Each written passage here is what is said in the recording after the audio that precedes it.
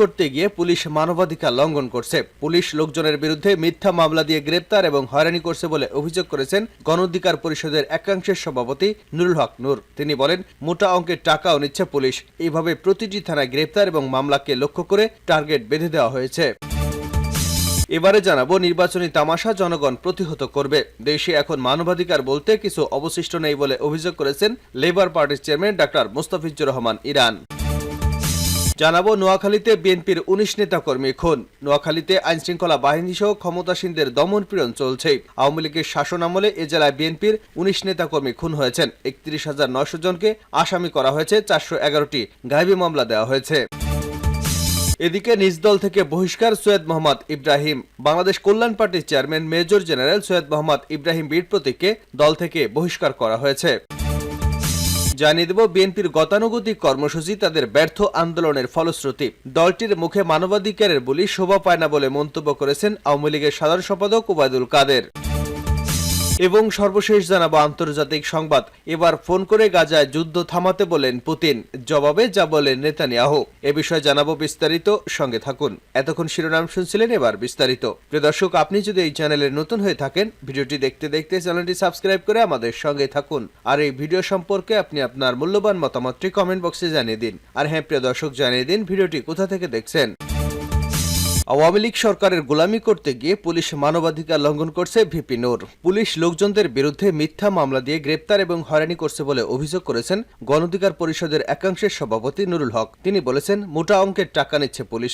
এভাবে প্রতিটি থানায় গ্রেপ্তার এবং মামলার লক্ষ্য বেঁধে দেওয়া হয়েছে। আজ রোববার রাজধানীর গণ অধিকার পরিষদ আয়োজিত সমাবেশে এসব কথা বলেন নুরুল হক নূর। তিনি বলেন, একদলীয় শাসন প্রতিষ্ঠায় পুলিশ আওয়ামী লীগ সরকারের গোলামি করতে গিয়ে মানবাধিকার লঙ্ঘন করছে। এভাবে চলতে থাকলে র্যাপিড অ্যাকশন ব্যাটালিয়ন এর মতো পুলিশের উপরও নিষেধাজ্ঞা আসবে। রোববার সকালে আন্তর্জাতিক মানবাধিকার দিবস উপলক্ষে রাজধানীতে আয়োজিত মিছিল সমাবেশের আয়োজন করে গণ অধিকার পরিষদ। গুম, খুন, বিচার বহির্ভূত হত্যা, মিথ্যা এবং হয়রানিমূলক মামলার ভিন্নমতের মানুষকে গণগ্রেপ্তারের প্রতিবাদে আয়োজিত মিছিলটি বিজয়নগর পানির ট্যাঙ্কির সামনে থেকে পল্টন মোড়, প্রেস ক্লাব, হাইকোর্ট মোড়ের কদম ফোয়ারা, দৈনিক বাংলা, ফকিরাপুল, বিএনপির দলীয় কার্যালয়ের সামনের সড়কে এবং নাইটেঙ্গেল মোড় ঘুরে বিজয়নগর পানির ট্যাঙ্কির সামনে এসে শেষ হয়। মিছিলের আগে বিজয়নগর পানির ট্যাঙ্কির সামনে আয়োজিত সমাবেশে নুরুল হক বলেন, পুলিশ মৃত মানুষকে দৌড়াতে দেখে, মৃত মানুষকে মামলার আসামি করে। তারা যে মিথ্যা মামলা দিচ্ছে, হয়রানি করছে, সেটা একদম পরিষ্কার। তিনি বলেন, এদেশের নির্বাচনে কারা সরকার গঠন করবে, কারা বিরোধী দল হবে, সংসদ সদস্য কে হবেন তা ঠিক করে দিচ্ছে পাশের দেশ।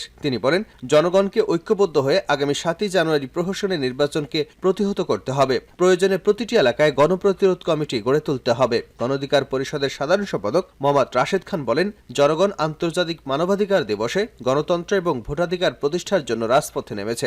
গতকাল আওয়ামী লীগের সাধারণ সম্পাদক বলেছিলেন, আজ বিএনপি জামাত নাশকতা করবে, কিন্তু কোথাও কোনো নাশকতা হয়নি। নির্বাচনী তামাশা জনগণ প্রতিহত করবে, ডাক্তার ইরান। দেশে এখন মানবাধিকার বলতে কিছু অবশিষ্ট নেই বলে অভিযোগ করেছেন লেবার পার্টির চেয়ারম্যান ডাক্তার মোস্তাফিজুর রহমান ইরান। তিনি বলেছেন, আওয়ামী লীগ বিগত 15 বছরে মানবাধিকার, আইনের শাসন, ন্যায় বিচারকে কবরে পাঠিয়েছে। বাংলাদেশে এখন মানবাধিকার বলতে কিছু অবশিষ্ট নেই। এখন ঘরে থাকলে খুন আর বাইরে থাকলে গুম। সরকার আইন শৃঙ্খলা বাহিনীকে ব্যবহার করে বিরোধী দলের নেতাকর্মীদের হামলা, মামলা, নির্যাতন, নিপীড়ন করছে। আন্তর্জাতিক মানবাধিকার দিবস উপলক্ষে রোববার দুপুরে রাজধানীর পুরানা পল্টন সড়কে মানবাধিকার, আইনের শাসন, ন্যায় বিচারের দাবিতে বাংলাদেশ লেবার পার্টি ঢাকা মহানগর আয়োজিত মানববন্ধন কর্মসূচিতে প্রধান অতিথির বক্তব্যে তিনি এসব কথা বলেন। নির্বাচনের তফসিল বাতিলের দাবি জানিয়ে ডক্টর ইরান বলেন, নির্বাচন কমিশন সংবিধানের দোহাই দিয়ে দেশকে সংঘাত এবং সহিংসতার দিকে ঠেলে দিয়েছে। চলমান সংঘাতময় রাজনৈতিক পরিস্থিতিতে এই সরকারের অধীনে অবাধ, সুষ্ঠু এবং গ্রহণযোগ্য নির্বাচন অনুষ্ঠান সম্ভব নয়। বিএনপি, জামাত সহ দেশের প্রধান রাজনৈতিক দলগুলোকে বাইরে রেখে নির্বাচনের গ্রহণযোগ্যতা পাবে না, কারণ জনগণ ভোট কেন্দ্রে যাবে না।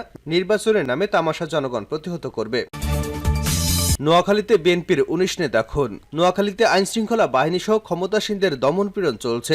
আওয়ামী লীগের শাসন আমলে এ জেলায় বিএনপির 19 নেতাকর্মী খুন হয়েছেন। 31,900 জনকে আসামি করা হয়েছে। 411টি গায়েবী মামলা দেওয়া হয়েছে। এতে পালিয়ে বেড়াচ্ছেন অন্তত 25,000 নেতাকর্মী ও তাদের আত্মীয় স্বজনরা। ভাঙচুর এবং লুটপাট করা হয়েছে 250টি বাড়িঘরে। রোববার বিকেলে নোয়াখালী আইনজীবী সমিতি মিলনায়তনে বিশ্ব মানবাধিকার দিবসে জেলা জাতীয় আইনজীবী ফ্রন্ট আয়োজিত নাগরিক উৎকণ্ঠা অনুষ্ঠানে এ তথ্য তথ্য প্রকাশ করেন ফ্রন্টের আহ্বায়ক জেলা বিএনপি সাধারণ সম্পাদক অ্যাডভোকেট আব্দুর রহমান। জেলা আইনজীবী সমিতির সভাপতি অ্যাডভোকেট এভিএম জাকারিয়া বলেন, আজকে দেশে একটা অরাজকতা চলছে। বিএনপি নেতাকর্মীদের না পেলে তার বৃদ্ধ বাবাকে, স্বামীকে না পেলে তার স্ত্রীকে পুলিশ ধরে নিয়ে নির্যাতন করে কারাগারে পাঠাচ্ছে, যেখানে কোনো চিকিৎসার ব্যবস্থা করা হয় না। পুলিশ যা বলে বিচারকরা তাই শোনেন। আজ বিচার ব্যবস্থা ভেঙে পড়েছে। আর এক সপ্তাহ দেখব, তারপর বিচার প্রার্থীদের নিয়ে আদালতের বারান্দায় অবস্থান নেব, দেখি বিচারকরা কি করেন।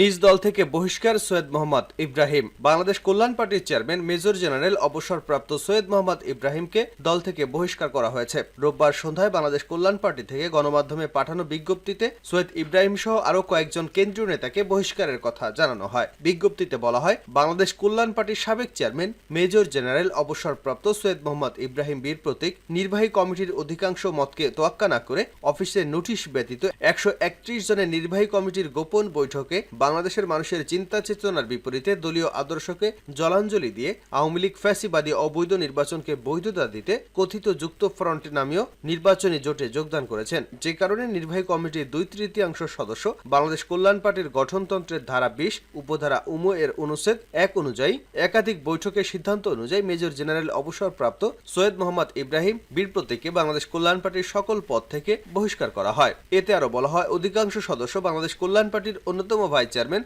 শামসুদ্দিন পারভেজকে ভারপ্রাপ্ত চেয়ারম্যানের দায়িত্ব প্রদানের অনুরোধ জানান।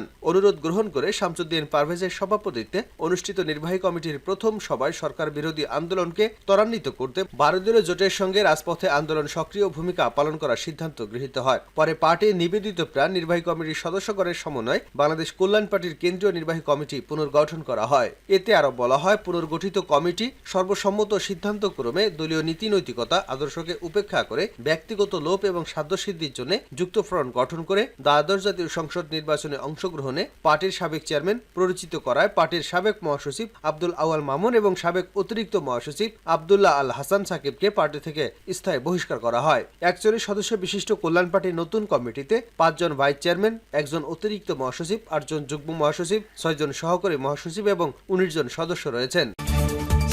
শেষ করছি আন্তর্জাতিক সংবাদ দিয়ে। ফোন করে গাজায় যুদ্ধ থামাতে বললেন পুতিন, যা বলেন নেতানিয়াহু।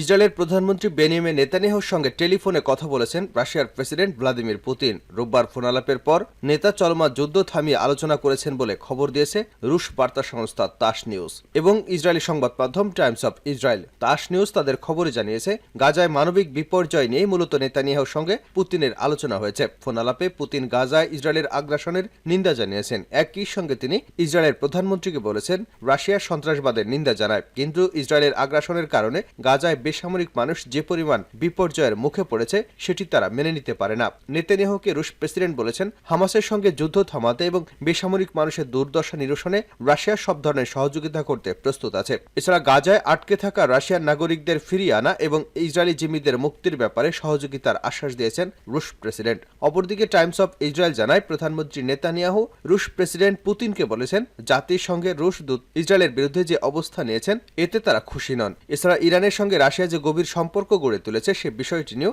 ইসরায়েল নাখোশ। ইসরায়েলের প্রধানমন্ত্রী নেতানিয়াহু গাজায় নির্বিচারে হামলার পক্ষে সাফাই গিয়ে পুতিনকে বলেন, গত 7 অক্টোবর ইসরায়েলি হামাস যে হামলা চালিয়েছে সেটি যদি তারা অন্য কোনো দেশে হতো তারাও একই প্রক্রিয়ায় দেখাতো। উল্লেখ্য, গত 7 অক্টোবর ফিলিস্তিনের গাজা উপত্যকায় নিয়ন্ত্রণকারী গোষ্ঠী হামাসের যোদ্ধারা ইসরায়েলের বিভিন্ন অবৈধ বসতিতে অতর্কিত হামলা চালানোর পর ওই দিন থেকেই গাজায় হামলা অভিযান শুরু করেছে ইসরায়েলি বিমান বাহিনী। এরপর 28 অক্টোবর থেকে যোগ দেয় ইসরায়েলের স্থল বাহিনীও। হামলায় ধ্বংসস্তূপে পরিণত হয়েছে গাজা উপত্যকা। গাজার স্বাস্থ্য মন্ত্রণালয়ের মুখপাত্র আশরাফ আল কিডরা রোববার বার্তা সংস্থা রয়টার্সকে জানায়, গাজা উপত্যকায় ইসরায়েলি বাহিনীর গত 2 মাসের আগ্রাসনে এখন পর্যন্ত অন্তত 17,700 ফিলিস্তিনি নিহত হয়েছেন। আরও অন্তত 48,780 জন আহত রয়েছেন। নিহত ফিলিস্তিনিদের মধ্যে নারী এবং শিশু সংখ্যাই 12,000-এর বেশি। অন্যদিকে হামাসের হামলায় 1,200 জন ইসরায়েলি এবং অন্যান্য দেশের নাগরিক নিহত হয়েছে।